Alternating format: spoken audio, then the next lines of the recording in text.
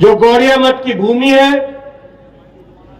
और जो आदिकाल मंदिर का स्थान है, और यह पवित्र स्थान जहां स्वामी शीला प्रभुपाद जी का जन्म स्थान और कर्म स्थान रहा, और चैतन्य महाप्रभु का जन्म स्थान और कर्म स्थान रहा, और प्रभुपाद जी का धार्मिक स्थान रहा, ऐसी पवित्र भूमि को मैं नमन करता हूं और आपसे आशीर्वाद लेकर के अपनी बात को प्रारंभ करता हूं। मित्रों, हम सब लोग जानते हैं कि आज जब मैं यहां नदिया की कृष्ण नगर की इस पवित्र भूमि पर आया हूं, तो जिस तरीके से राजनीति एक अपना मोड़ ले रही है, उसके बारे में अभी शुभेंदु अधिकारी जी ने और हमारे सुकांत मजुमदार जी ने बहुत गहराई से आपके सामने रखा है। उन्होंने बताया कि किस तरीके से देश नरेंद्र मोदी जी के नेतृत्व में आगे चल रहा है।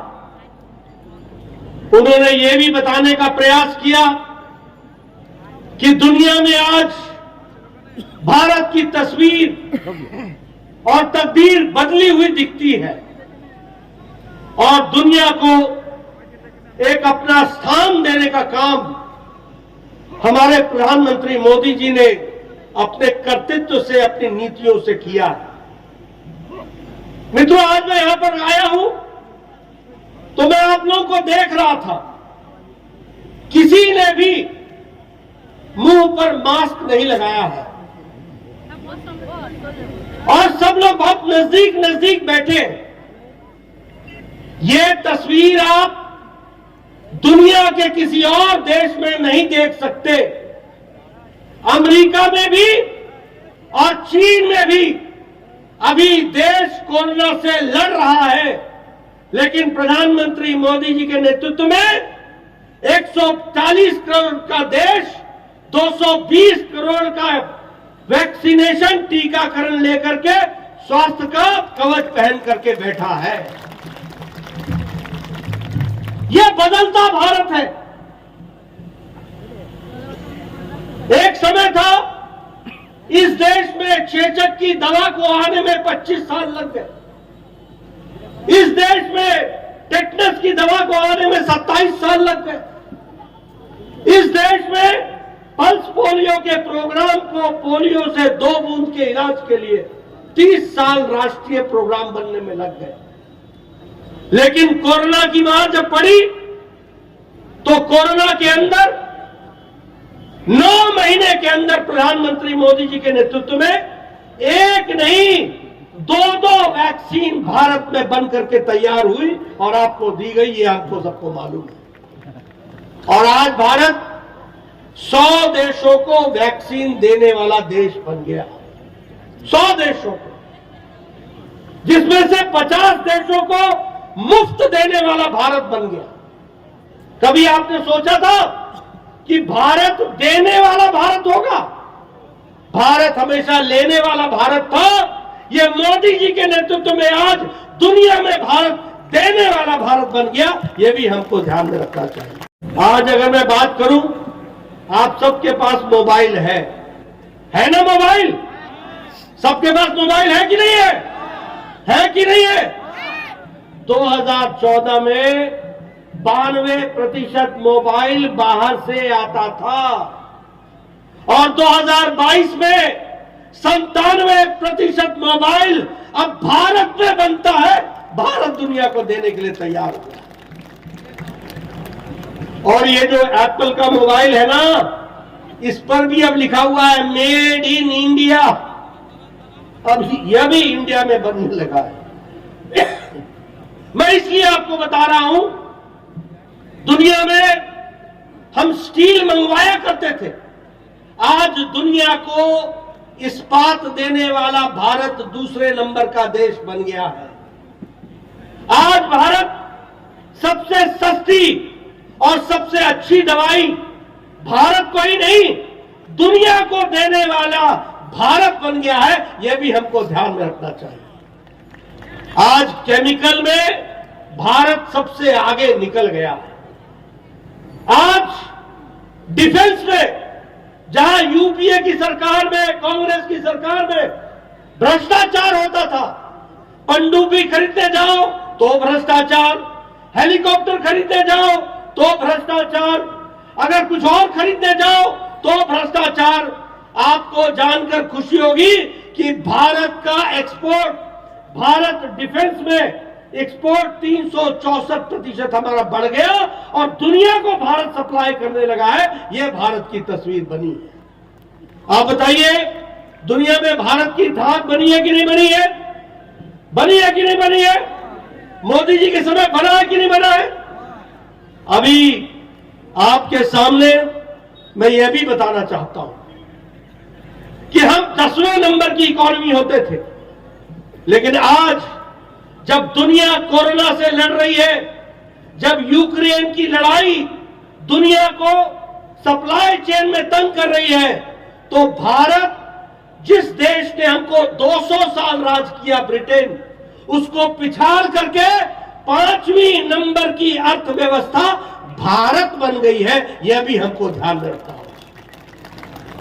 आप बताइए, एक समय में आप कहते थे ये जापान की गाड़ी है, ये टोयोटा है, ये डैटसन है, ये जापान का काम कैमरा है।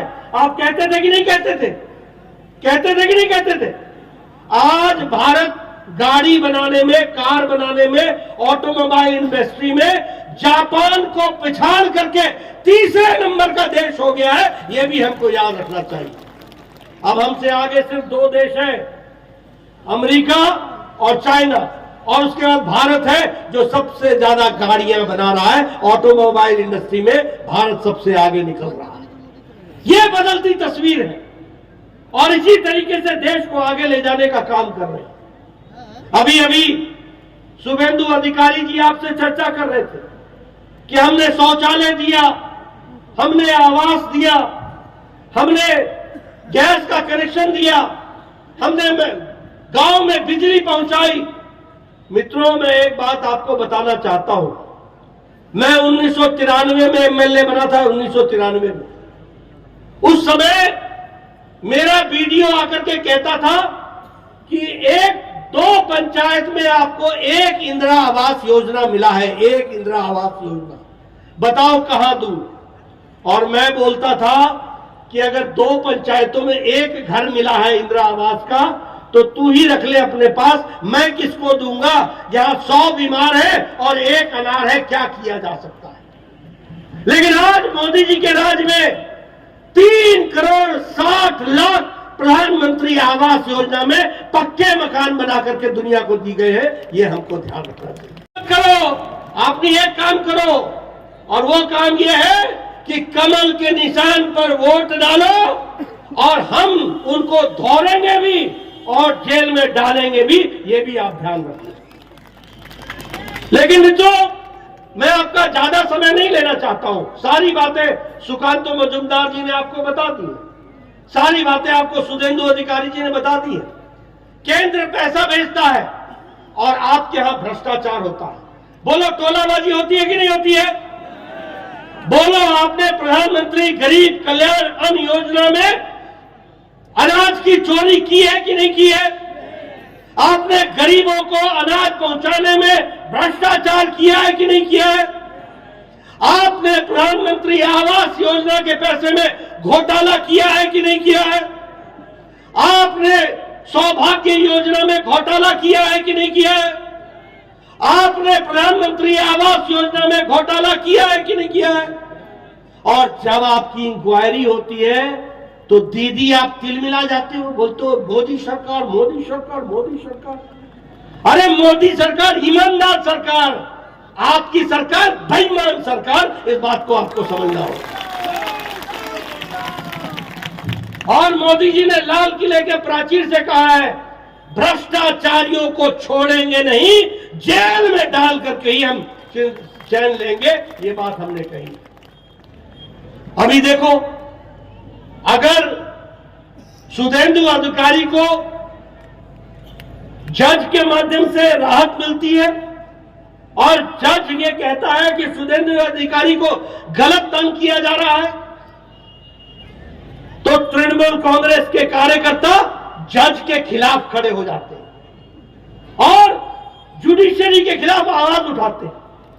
अगर तुम्हारी इंक्वायरी प्रधानमंत्री आवास योजना में हो जाती है तो आप गुस्सा कर जाती हैं और आप बोलती हैं कि हमारे को काम नहीं करने दिया जा रहा है।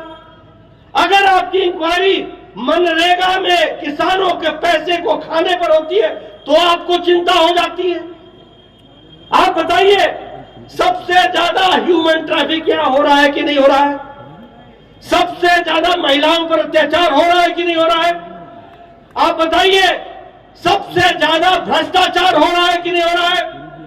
आप बताइए, लॉ एंड ऑर्डर, कानून व्यवस्था ध्वस्त है कि नहीं है? आप बताइए, कानून व्यवस्था चरमरा गई है कि नहीं है? आप बताइए, टोलाबाजी हो रही है कि नहीं हो रही है? आप बोलिए, तृणमूल कांग्रेस की गुंडागर्दी चल रही है कि नहीं चल रही है? इसको रोकना है कि नहीं रोकना है? मित्रों, इसका रास्ता एक ही है और वह रास्ता है भारतीय जनता पार्टी। चाहे वो पंचायत का चुनाव हो, चाहे वो लोकसभा का चुनाव हो। बताओ, यहां जब लोकसभा का चुनाव होगा, कृष्णानगर में कमल खिलेगा कि नहीं खिलेगा? खिलेगा कि नहीं खिलेगा?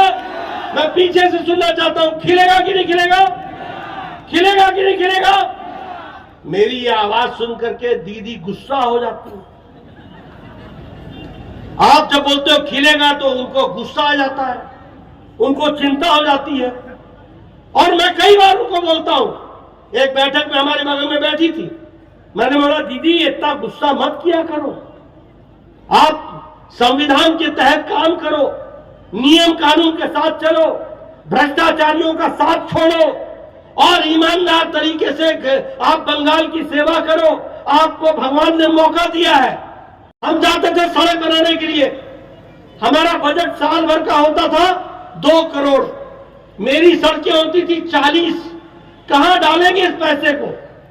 लेकिन प्रधानमंत्री मोदी जी के प्रधानमंत्री ग्रामीण सड़क योजना में एक एक सड़क पर 5-5 करोड़ रुपए आया और हमारी सारी सड़कें बनकर के तैयार हुई।